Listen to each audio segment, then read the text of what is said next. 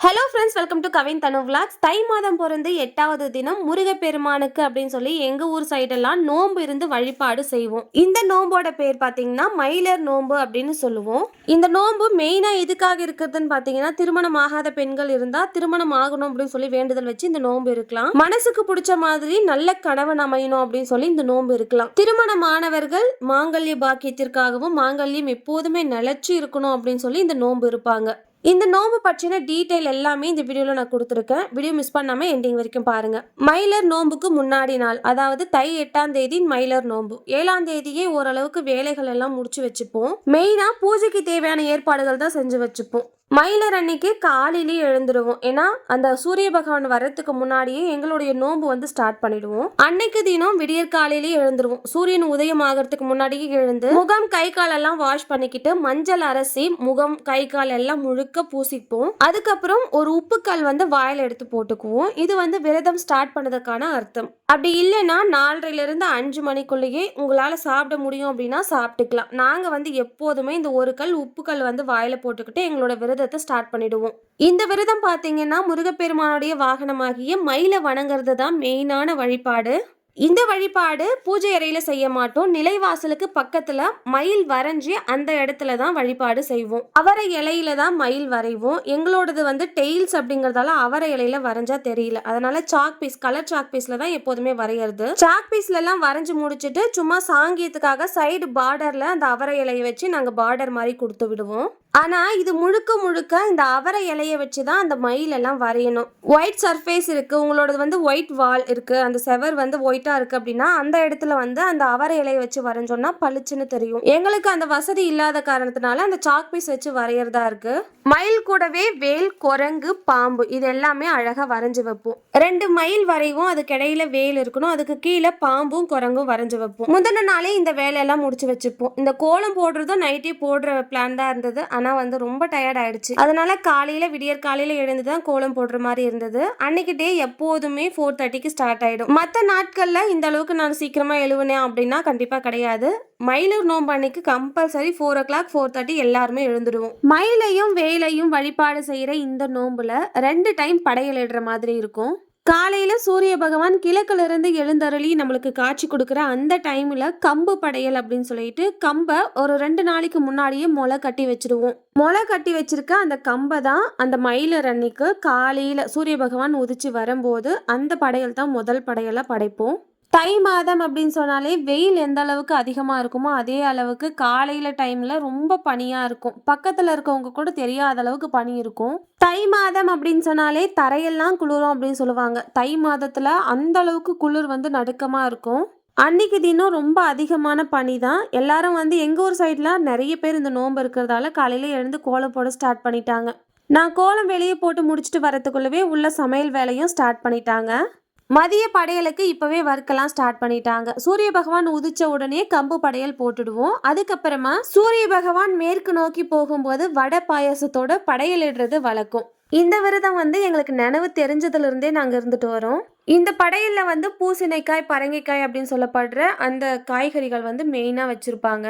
சாம்பாருக்கு வந்து ஒரு 5 காய்கறிகள்ல இருந்து 9, 11 காய்கறிகள் வரைக்கும் நம்ம ஆட் பண்ணி செஞ்சுக்கலாம். சமையல் ஒரு பக்கம் செய்யறது, பூஜை ஏற்பாடுகள் ஒரு பக்கம் செய்யறது அப்படின்னு சொல்லிட்டு அந்த படையல் போடுற வரைக்குமே அந்த டே ஃபுல்லாவே கொஞ்சம் பிஸியா தான் போற மாதிரி இருக்கும். உலகத்தோட எந்த மூலையில தமிழன் இருந்தாலும் சரி, நமக்காக இவன் இருப்பான் அப்படின்னு சொல்லி ஒரு நம்பிக்கையை கொடுக்கக்கூடியவன் கந்தன். தமிழை போலவே என்றென்றும் இளமை குறையாமல் இருக்கும் குமரன் இவன். முருகன் அப்படிங்கிற ஒரு பெயரை கேட்டாலே போதும் நம்மளோட உடம்புல ஒரு விதமான புத்துணர்ச்சி பெருகும். தமிழால் இவன் அழகா, அழகால் தமிழ் அழகா அப்படிங்கிற கேள்வி கேட்கிற அளவுக்கு அவ்வளோ ஒரு பேரழகு கொண்டவன்.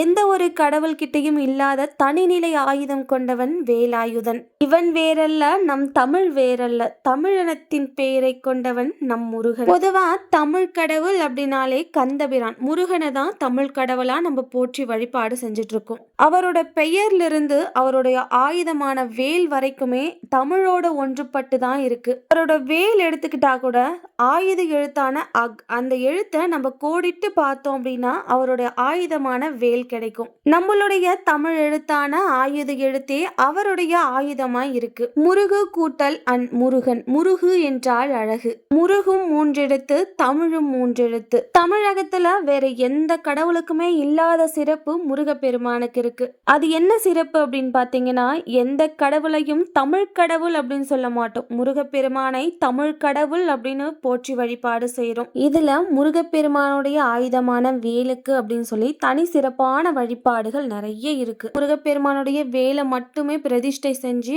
அதையே மூலஸ்தான கடவுளாக வச்சு வழிபாடு செய்யற கோவில்கள் நிறைய இருக்கு. இந்த மாதிரி வேலை மட்டுமே வச்சு வழிபாடு செய்யக்கூடிய கோவில்கள் தமிழ்நாட்டுல மட்டும் கிடையாது, இலங்கையில இருக்கு, மலேசியாவில இருக்கு. அப்போ முருகப்பெருமானுடைய வழிபாட்டு முறையில வேலுக்கு எவ்வளவு சிறப்பு இருக்கு அப்படின்னு சொல்லி இதுல இருந்தே நம்ம தெரிஞ்சுக்கலாம். வேல் இருந்தால் அந்த இடத்துல வெற்றி அப்படிங்கறதும் நிச்சயமாக இருக்கும். முருகப்பெருமானின் திருக்கரத்திலிருந்து எழுந்தருளி காட்சி கொடுக்கக்கூடிய இந்த ஞான வேலை பூஜிப்பது மூலியமாக ஞானத்தையும் வீரத்தையும் வெற்றியையும் தரக்கூடியது இந்த வேல் வழிபாடு. இந்த வேல் வழிபாடு செய்யறதுக்கு சிறப்பான நாட்கள், விசேஷ நாட்கள் அப்படின்னு பாத்தீங்கன்னா முருகப்பெருமானுக்கு உகந்த நாட்கள் எல்லாமே வேல் வழிபாட்டுக்கு உகந்ததுதான். செவ்வாய்க்கிழமை, சஷ்டி, கிருத்திகை இந்த மாதிரி நாட்கள்ல வேல் வழிபாடு வீட்டுல செஞ்சுக்கலாம். பரணி, விசாக நட்சத்திரமும் முருகப்பெருமானுக்கு உகந்த நாட்கள். அந்த நாட்களையும் வேல் வழிபாடு அப்படிங்கிறது ரொம்ப சிறப்பு. இந்த மாதிரி வேலை வணங்குறது மூலியமா என்ன மாதிரி பலன்கள் எல்லாம் கிடைக்கும்? வேல் என்றால் வெற்றி.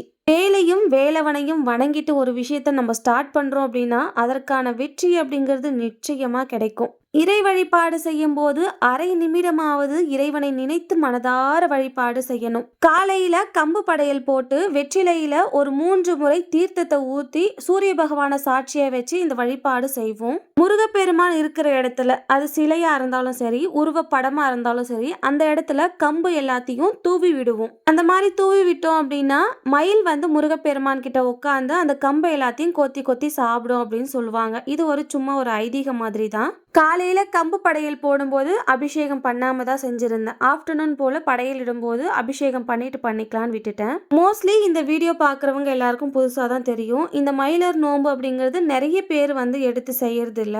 ஒரு சிலரால வழிபாடு செய்யக்கூடிய வழிபாட்டு முறை தான் இது. எங்க ஊர் சைடெல்லாம் அதிகமா செய்யக்கூடிய வழிபாட்டு முறை இது. தீர்க்க சுமங்கலியா இருக்கணும் அப்படின்னு சொல்லி இந்த விரதத்தை மோஸ்ட்லி எல்லாரும் செய்வாங்க. சின்ன வயசுல இருந்தே, நினைவு தெரிஞ்ச அந்த வயசுல இருந்தே இந்த விரதத்தை இருந்துட்டு வரேன். அம்மாவுடைய அம்மா வீட்டுல இருந்து அப்படியே பாரம்பரியமா இந்த நோன்பு எடுத்து செஞ்சுட்டு இருக்கோம். புதுசா சேலை எல்லாம் வாங்கும் போது, சாரி எல்லாம் வாங்குறாங்க அப்படின்னா அதுக்கு மஞ்சள் குங்குமம் இட்டு அந்த சேலையை கொண்டு போய் கதவு மேல போட்டுடுவாங்க. கதவு உழைக்கிற மாதிரி சேலையும் உழைக்கும் அப்படின்னு சொல்லுவாங்க. இந்த மாதிரி சின்ன சின்ன விஷயங்கள் எல்லாம் நம்ம ஜெனரேஷனுக்கு அந்த அளவுக்கு தெரியறது இல்ல. நம்ம அம்மாங்க, நம்ம பாட்டிங்க எல்லாம் இந்த மாதிரி விஷயங்கள் எல்லாம் சொல்லும் போது ரொம்ப ஆச்சரியமா பார்ப்போம். ஆனா அவங்க எந்த விஷயம் சொன்னாலும் ஒரு காரணத்தோடு தான் சொல்லுவாங்க. அது நல்லதா தான் இருக்கும். இப்போ வரைக்குமே அம்மாங்க, பாட்டிங்க அதெல்லாம் ஃபாலோ பண்ணுவாங்க. நம்ம அதை ஃபாலோ பண்றோமா அப்படின்னா கண்டிப்பா கிடையாது. படையலுக்கான வேலைகள் எல்லாம் ரொம்ப சுறுசுறுப்பா போயிட்டு இருக்கு. வடை, பாயசம், பொரியல் அப்படின்னு சொல்லி எல்லாமே ரெடி பண்ணிட்டு இருக்காங்க. இந்த மயிலர் நோன்பு அன்னைக்கு மட்டும் எல்லாருக்கும் வீட்டுல எத்தனை பேர் இருந்தாலும் ஒருத்தருக்கு ஒரு வேலை கரெக்டா இருக்கும். ஆனா ஹரிபரியா செய்ய மாட்டோம். ஏன்னா காலையிலேயே ஒரு படையல் போட்டுடுவோம், கம்பு படையல் போட்டுடுவோம். அதுக்கு அடுத்து இது சூரிய பகவான் மேற்கு நோக்கி போகும்போது தான் இந்த படையல் படைக்குவோம். ஒரு சிலர் எல்லாம் சூரியன் மறையிற ஸ்டேஜ்ல இந்த 5-5:30 மணிக்கெல்லாம் கூட இந்த படையல் இட்டு வழிபாடு செய்வாங்க. எங்களோட வீட்டுல ஒரு 2ல இருந்து 3 மணிக்குள்ளேயே படையல் இட்டுடுவோம். மயிலர் நோன்பு, அதாவது தை 8ஆம் தேதி செவ்வாய்க்கிழமை வந்ததால வராகி அம்பாளுக்கும் சேர்த்தே தான் அபிஷேகம் செஞ்சிருந்தேன்.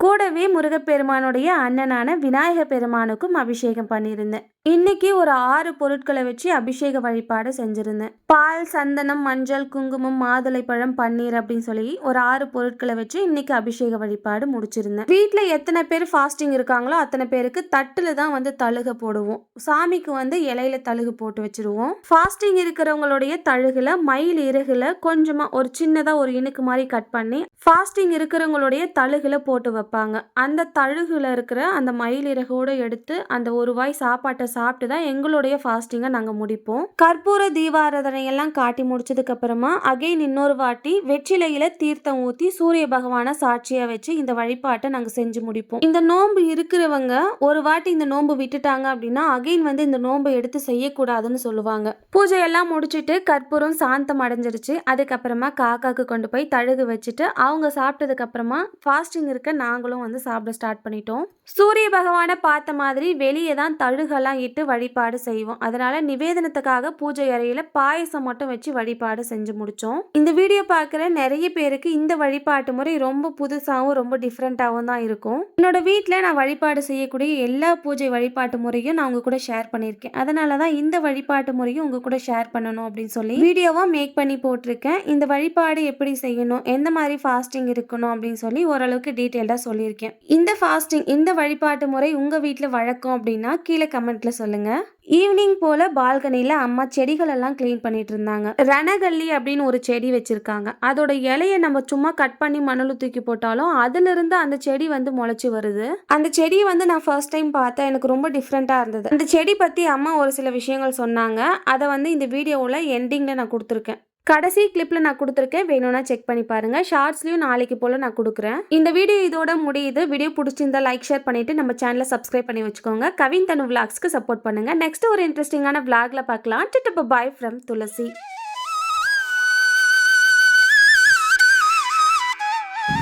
அது என்ன செடிமா ஏதோ சொல்லிட்டு இருந்தே, அதை பத்தி சொல்லு. இது பேர் வந்து ரணகல்லி. ரணகல்லி.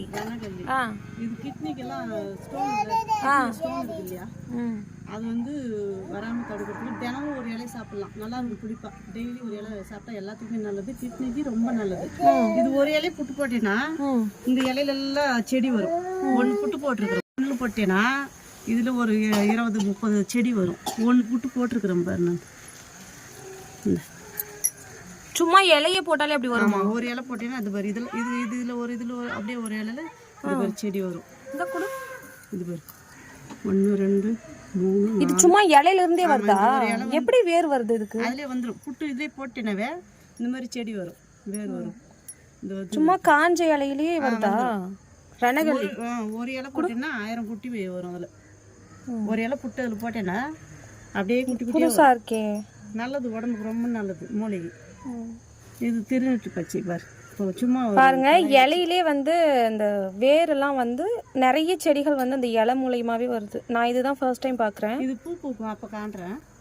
இது வந்து பூ வரும், ரணகல்லி பூ சூப்பராக வருது.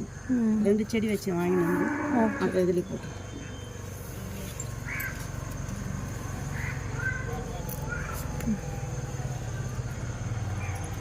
இது வேற ஒரு தொட்டில் வச்சோம்னா அப்படியே வந்துடும் அந்த செடி.